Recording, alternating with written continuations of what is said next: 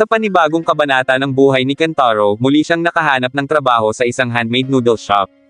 Nang una ay nahihirapan siya sa proseso, ngunit hindi nagtagal ay nasanay na siya dahil na rin sa galing at bait magturo ng kanyang amo.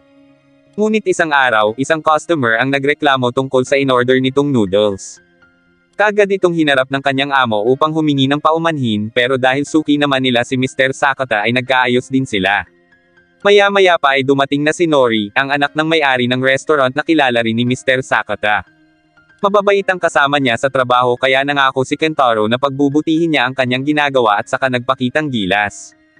Dumating si Kogure dala ang isang basket ng prutas para sa naaksidenteng ama ni Nori. Bilang pasasalamat ay inalok nila ito ng isang bowl ng noodles. Matapos kumain ay nagpasalamat si Kogure sa libreng pagkain at saka niyaya si Nori na lumabas sila minsan upang maipakita nito ang barkong ginagamit ng kanyang kumpanya na ikinatuwa naman ng dalaga. Inihatid niya si Kogure sa labas ng resto at doon ay nagpasalamat ito pagkat aniya ay tinulungan nito ang kanyang ama at dinala sa ospital ng araw na maaksidente ito. Kinagabihan, habang nagsusulat si Kentaro ay pumunta si Nori sa kanyang silid at inilagay ang inayos nitong Chinese bellflower dahil sa pagkamahilig nito sa halaman. Pero tanging mahal niya lang sa buhay ang pangarap niyang bigyan ng bulaklak kaya natuwa sa kanya si Kentaro. Nang sumunod na araw, masaya si Nori dahil isinama siya ni Kogure sa barko nito. Habang nakatingin sa malawak na karagatan, nabigla siya nang tinanong siya ni Kogure kung gusto niyang magpakasal na sila, at saka nagdimet ang kanilang mga labi. Kinagabihan, habang nasa daan si Kentaro pauwi galing Healthland Tamayo, nakita niya si Kogure na may kasamang babae. Sinundan niya ito upang malaman kung sino ang babaeng iyon. Doon niya nalaman ang sikretong plano ni Kogure. Ang pakasalan si Nori upang mailipat sa kanya ang kasulatan ng lupa at gusali upang maipasara ang noodle shop, at pagkatapos ay magbubukas siya ng isang bar at makikipag-divorce kay Nori sa loob ng 6 na buwan. At sa kanya dadalhin doon ang kasintahan para gawing manager. Pinaalalahanan naman siya ng kanyang kasintahan na huwag mahuhulog ang loob kay Nori. Mabilis na isinusulat ni Kentaro ang usapan ng dalawa, ngunit napaguri siya nang marinig niya ang masamang sinabi ni Kogure tungkol kay Nori. Doon siya nagpakita kay Kogure, nagpakilala siyang trabahador sa restaurant ni Nori at nakiusap na huwag lokohin ang mabait na tulad ni Nori pati ang magulang nito. Pero hindi niya nakuha sa pakiusap si Kogure bagkos ay binugbog siya nito at binalaan na huwag ipagsasabi ang kanyang narinig. Kinabukasan habang nagtatrabaho ay tinanong siya ni Nori kung ano ang nangyari sa kanya ngunit sinabi niyang nahulog lang siya at nagkunwaring okay lang naman siya. Naaawa siya kay Nori dahil sa pagmamahal nito sa lalaking niloloko lang naman pala siya.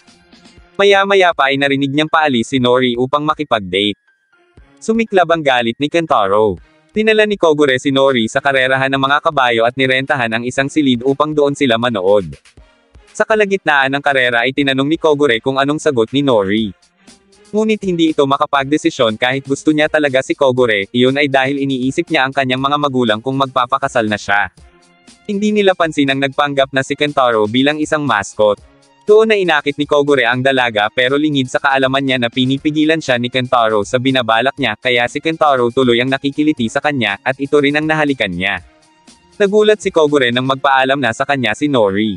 Dahil inisip nitong hindi iyon nag-enjoy sa ginawa niya. Nang gabing maulan habang nagdidilig ng halaman ay napansin niya ang pamumutla ni Kentaro, iyon ay dahil sa nakakasuklam na halik ni Kogure. Inisip ni Nori na baka dahil iyon sa pagod pero pinasalamatan niya si Kentaro dahil malaking tulong ito sa kanyang pamilya. Tinanong niya ito kung maaari bang doon na lang si Kentaro dahil kung magpapakasal na siya ay kakailanganin na niyang iwan ang magulang niya. Nagulat si Kentaro nang sabihin ni Nori ang balak na pagtanggap sa proposal ni Kogure. Sinubukan niyang kumbensihin si Nori na pag-isipan muna ang kanyang desisyon. Sa pagsambit niya ng pagiging manyok ni Kogure ay narinig iyon ni Nori at nagalit sa kanya. Sa pagtila ng ulan, lumabas si Nori upang makapag-isip-isip nang biglang nakita niya si Kogure sa footbridge. Kausap pala nito ni Kentaro na nagmamakaawang layuan na si Nori, ngunit talagang nagmamatigas ito at nais ituloy ang plano. Sa pagkakataong iyon ay narinig ni Nori ang mga sinabi ni Kogure. Sinubukan pang pagtakpan ni Kentaro ang mga narinig ni Nori, ngunit alam na niya ang totoo. Sa pagsisi ni Kogure kay Kentaro sa nasira nitong plano ay hindi na napigilan ni Kentaro ang sarili at sinuntok ito. Kinabukasan ay nagkulong lang sa kanyang silid si Nori. Sinubukan siyang kausapin ni Kentaro upang magpaalam na dahil bumalik na rin naman sa normal ang kamay ng ama nito.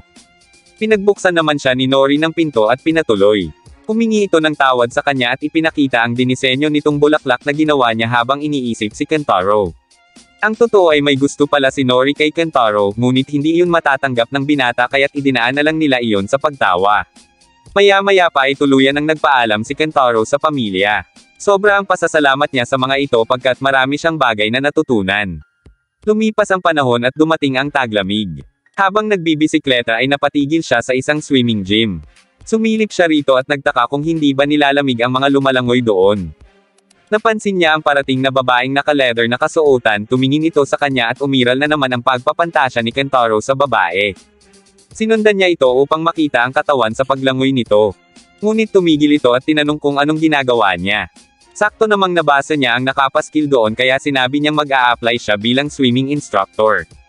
Pero nang subukan ang galing niya sa paglangoy ay para lang siyang malulunod kaya naman sinabi ng mga ito na mas mabuting mag-aral na lang siya kaysa maging instructor. Nakiusap naman si Kentaro na payagan siyang magtrabaho roon kahit maging tagalinas lang ng pool o tagalaban ng kanilang swimsuit. Hindi pa rin siya tinanggap ng chief instructor na si Ayuko Hayami dahil kumpleto naman ang mga janitor nila. Nang pinaalis na siya ni Ayuko ay hinamon niya ito ng one-on-one na karera sa paglangoy sa susunod na buwan. Ipinangako ni Kentaro na tatalunan niya ito dahil aniya ay wala namang bagay ang hindi natututunan. Pumayag naman si Ayuko sa kondisyon ni Kentaro na kapag nanalo siya ay gagawin siyang coach doon. Pero kapag natalo siya ay magtatrabaho siya doon sa loob ng 1 taon ng libre sa kahit na anong gawain na ipagawa sa kanya.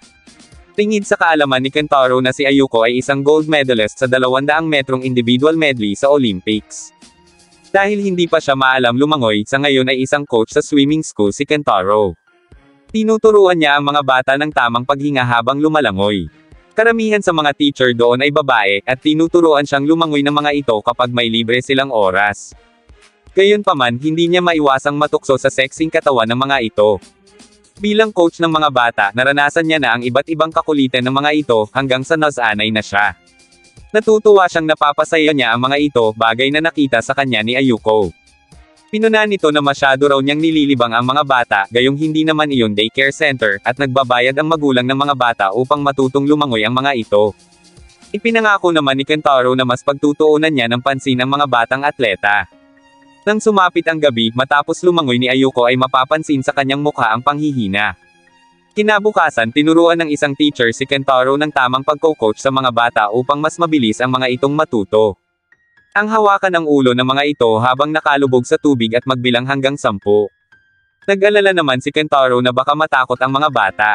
Pero yun ay turo rin ng chief instructor sa kanila, at kung hindi yun kaya ng mga bata ay pwede naman silang umayaw. Pinanood niya kung gaano ka-stricto sa pagtuturo si Ayuko. Tumakbo siya palapit dito at hiniling na makisali sa pag-eensayo. Napansin ni Ayuko ang pagbuti ni Kentaro sa paglangoy at humanga sa mabilis nitong pagkatuto.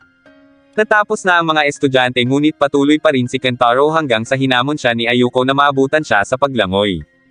Nagawa naman niya hanggang sa bumangga na ang muka nito sa pag-aari ni Ayuko. Aminado si Ayuko sa lakas ng loob na taglay ni Kentaro. Gayunpaman, wala pa rin itong sinabi kumpara sa kanya. Kasabay ng paglingon ni Ayuko ang pag-ahon ni Kentaro sa pool. Nagulat ito nang makita ang matigas na baston ni Kentaro na dahilan ng pagbangga sa kanya kanina. Sumiklab ang galit nito at sinapak ng malakas si Kentaro. Nagising na lang ito sa labas kasama ang mga gamit at bisikleta at inisip na tagtang na siya roon. Kinabukasan, napansin ni Ayuko ang bilis na matuto sa pagsasanay ng mga bata. Iyon ay dahil sa pag-adjust ng curriculum upang hindi matakot ang mga bata na ilubog ang ulo nila. Nagsimula sila ng laro kung saan kailangan nilang kuhanin ang ring sa ilalim ng tubig. Para naman sa mga batang hindi takot ay inilalagay na lang nila sa mas malalim ang ring. Sa paraang iyon ay nasasanay din ang mga bata na ibukas ang kanilang mata sa ilalim ng tubig. Masayang natuto ang mga bata sa bagong paraan na iyon. Habang pinagmamasdan ni Ayuko ang pag-ensayo ng mga bata, naalala niya ang panahong unang beses na tinuruan siya lumangoy ng kanyang ama. Iyon din ang unang beses na nagustuhan niya ang swimming. Bagaman mas mahigpit siya magturo kaysa sa kanyang ama, tinanong niya kung sino ang nakaisip ng ganoong paraan ng pagtuturo sa mga bata. Nalaman niyang ideya iyon ni Kentaro. Maya-maya pa ay tinawag siya ng isang instructor dahil may magulang na nais magpasalamat sa kanya. Ngunit nang hinarap niya ang mag-ina ay hindi siya kilala ng bata, bagkus ang hinanap ay si Kentaro na kanyang naging coach. Doon napagtanto ni Ayuko na natalo na siya ni Kentaro sa pagkakataon pa lang na iyon. Masyado niyang minaliit si Kentaro. Naiisip pa niyang pabalikan ito pero sa tingin niya ay huli na ang lahat.